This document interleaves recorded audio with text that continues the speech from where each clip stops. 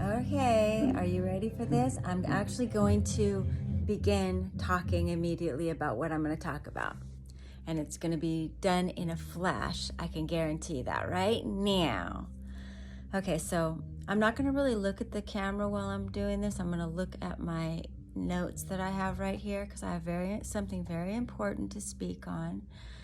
And I'm ready to do it right now. Okay, so the common traits of fanatics is what I want to talk about today. And mainly it's because fanatics have always been a trigger to me.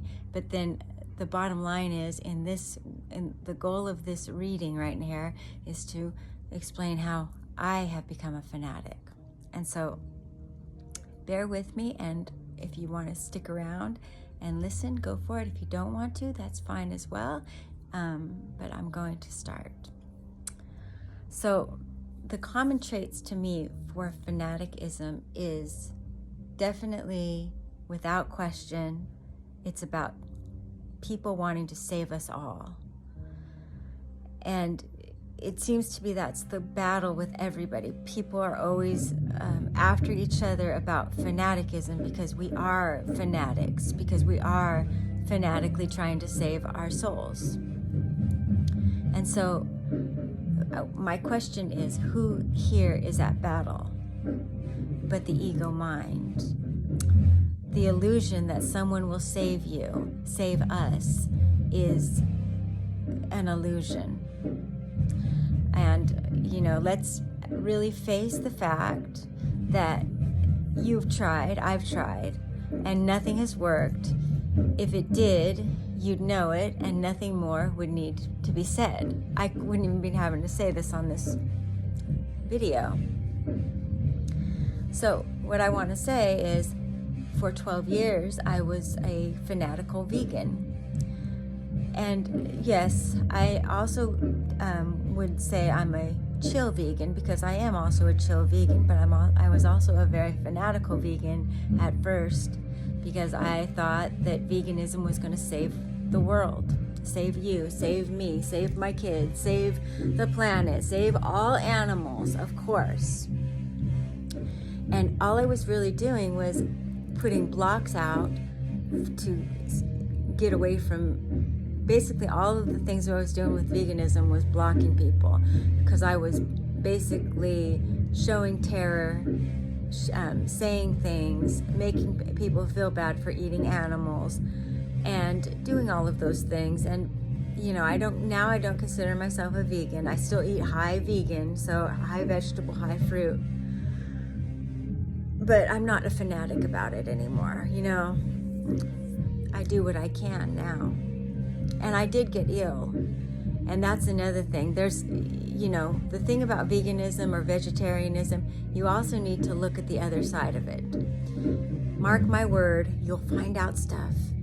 Watch some of those videos of people who say, the reason I'm no longer vegan, or the vegetarian myth book, because you will find that things are myths, and this world is basically an illusion.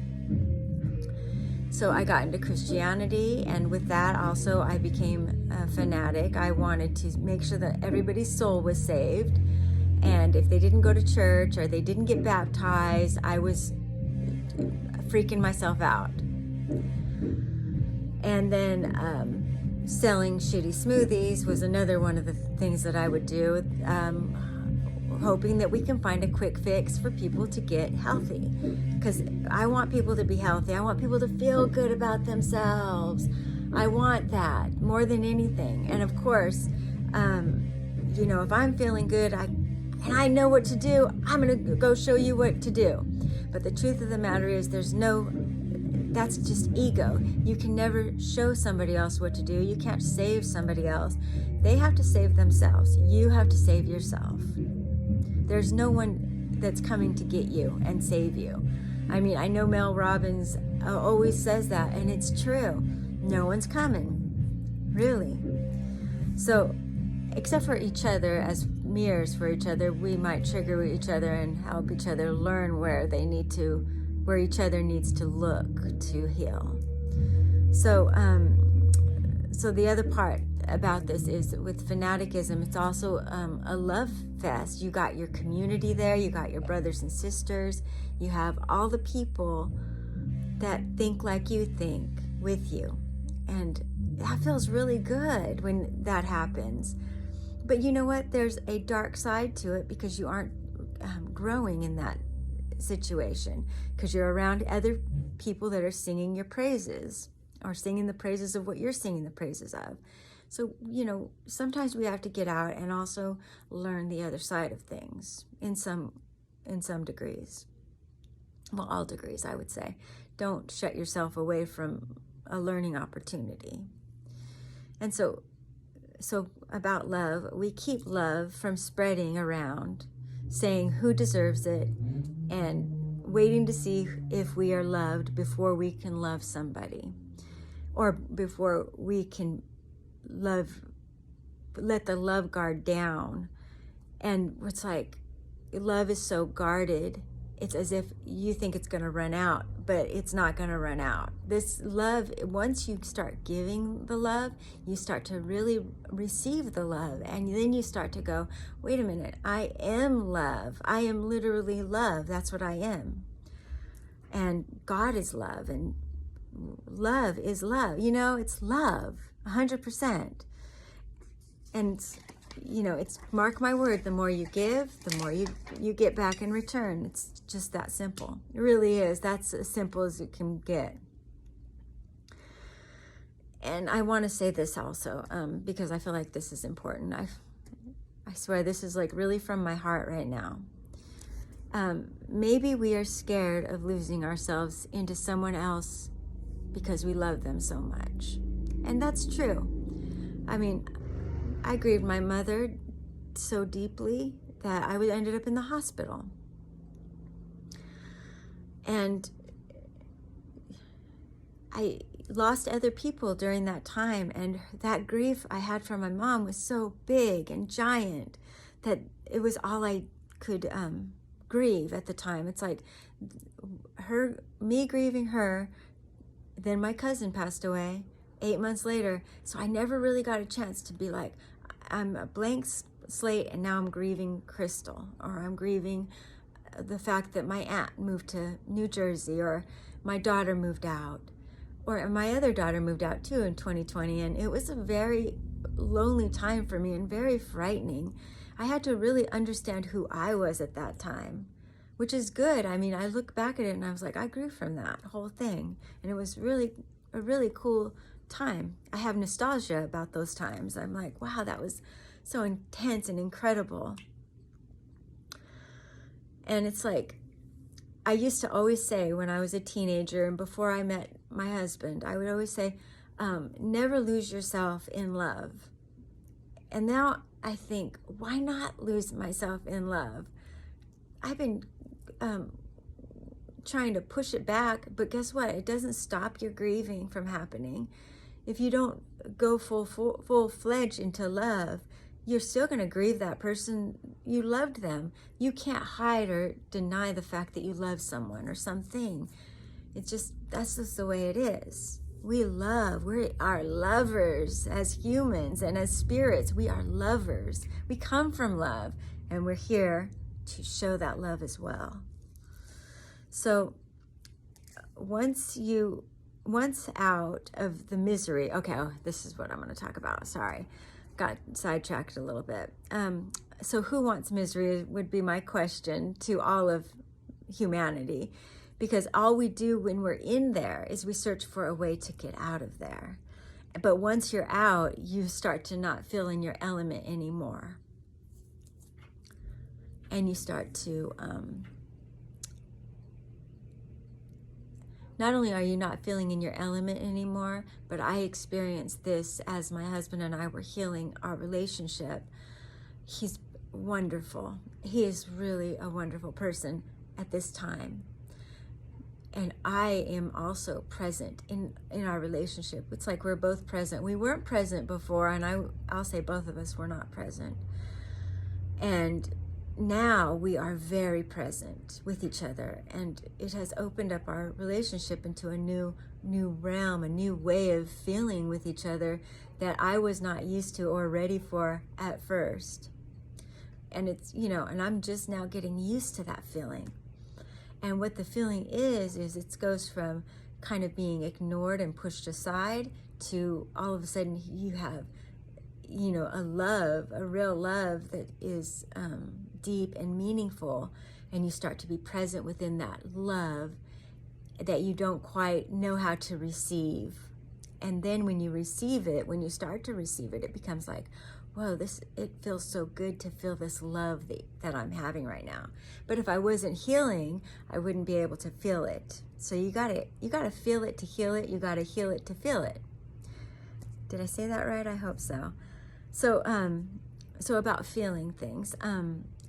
One of the things that I had a dream, and it was of forgetting to get anxious before boarding an airplane to see my Aunt Marilyn.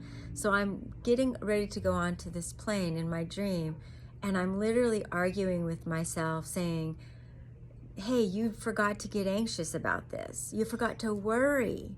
And now you're getting on the plane. What are you going to do? What are you going to do?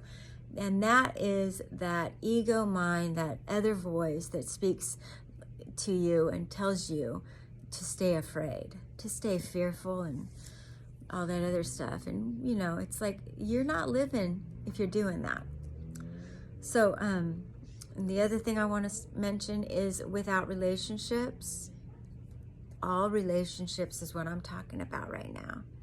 Without every relationship, even the ones that you wish you never had, never saw, the one with your parents that you don't like or whatever, none of us would be here now. If it wasn't for these relationships, none of us would be here now. And this is a privilege to be here now. And I see people for our hometown or city, our little town, I see people saying, oh, I can't stand this town. I hate this town. It's the worst town to be in. And they go on and on about how awful the place we live in is. And it's like, it's everything. Every place you are is what you make it to be.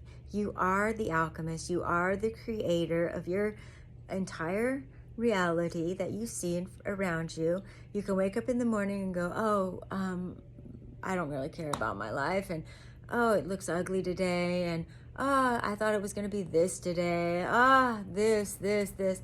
Or you could wake up in the morning and say, whoa, I'm so thankful to be alive. I'm grateful. Look at the beautiful sunshine. Look at the beautiful clouds and the trees, and listen to the birds singing. Look at the flowers. Oh my gosh, a monarch butterfly. I mean, you could just look for all kinds of different glimmers and have a really incredible day. You don't know what your day is going to unfold like, so be open to the unfolding of it, Don't worry, I'm getting on the plane, just get on the plane. Don't worry about it, just let it unfold. Whoa, I'm in the plane, and I'm looking out the windows, and I'm seeing the world, the city, everything from a different perspective right now. That would probably make me cry. So the bottom line is, and this is really important, so really pay attention to this. So to say anything less than each and every one of us, you, me, all of us, is essential. We are all essential people. We are all essential beings. We are all essential spirits. We are essential to the success of the entire world. The entire world. And if you think anything less, if you say anything less, if you feel anything less, it's BS. It's a lie that your subconscious, your unconscious self is telling you. And it's time to come out of that lie and to get into this groove where you're your heart is centered, Your heart center is full of love, so much love that you're pouring it out around you. And it's like, if you feel something, understand the spirituality of it. Like, for instance, I always say that the spiritual meaning of feeling lonely is that you want community. So reach out to people. If you aren't somebody who normally calls somebody and makes that move, become that person that calls someone and makes that move, because you have nothing to lose at that time. And I want to say one more thing. There's a big difference between loneliness and alone time. Loneliness, I felt loneliness when, like I said, when my mom passed away, and then the pandemic, and my family moved. My husband was here, but he was working a lot, and we were working on our relationship as well. So that was a tough time for us. But I felt the loneliness of wanting that connection with people. And now I'm starting to connect more and more with people in different ways. Like, I'm doing Zoom calls. I'm in a Course in Miracles group with one other person, and I really appreciate it. I absolutely love it. And I'm doing the Healing Project. I'm doing outreach things for our community, and I'll still do the Vegan Project, but I think I'm going to change the name to something else, but I don't know what yet. I still want it to be plant-based food, of course. I don't want it to be anything else. But I don't want to be like, oh, this is vegan, because it does put a negative connotation upon things when you label yourself. So I'm not labeling myself at all. So I want you to have a great day, and I'm not forcing you. No, I don't want you to. I am sending you the positive vibes into your atmosphere, and I feel those positive vibes as I'm making this video. Oh, I love it. Oh, it feels so fantastic. It's beautiful. If you haven't taken a deep breath today, do it. If you haven't been nice to yourself, be nice to yourself. If you haven't touched nature today, go out and touch nature. And have an excellent evening. Bye.